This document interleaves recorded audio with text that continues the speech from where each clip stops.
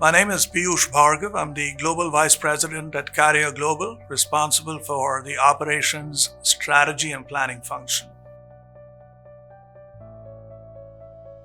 I think if you think about the paranoia that got created during especially the COVID years and then the aftermath after that, it's put an exclamation point to everything operations and supply chain.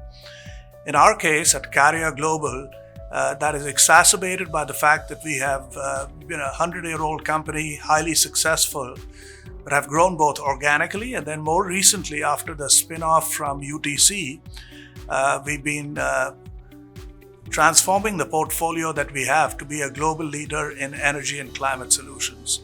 So as part of that, we have acquired a few companies, Fiesman being the most notable in Europe, but a few others.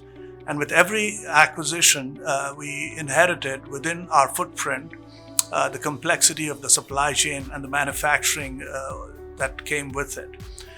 And then when you layer on top of that the geopolitics and some of the areas that keep most of us in the trade up and on our heels, it leads to a level of complexity that is unprecedented.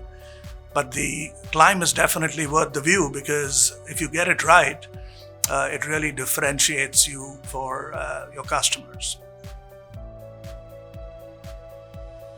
So what prompted us to look at KereQ to start with is a planning engine that understands the complexity of what we're doing, but simple enough to be able to use and get adopted.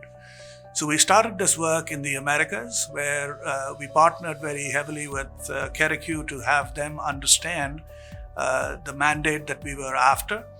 And then once we have the proof points where the output forecast was something that the commercial teams could build confidence on, that was a trigger point for us to take it to Europe and Asia. And while we're still doing the build out, I think the early days seem to be indicating that it's adding value. The question around what gave us the confidence to do a global rollout was based on the maturity that we started to see within our underlying data sets and an architectural and tech stack decision to move things to a single instance of the ERP. Given that a tool is only as good as the data set it sits on, I think the use cases started to get more pronounced, and the maturity of the data set and the growth of our business outside of the Americas really is what prompted us to scale globally.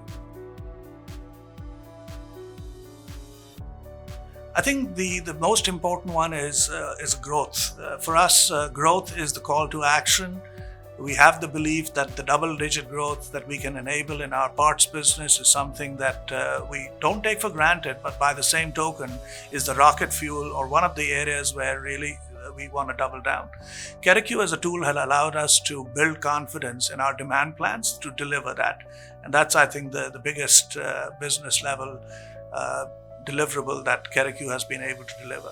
In addition to that, working capital is captured through the inventory position we have is another area where we try to unleash value by making sure that we have the right parts at the right quantity in the right locations so that we don't create any service level or OTIF issues for our customers.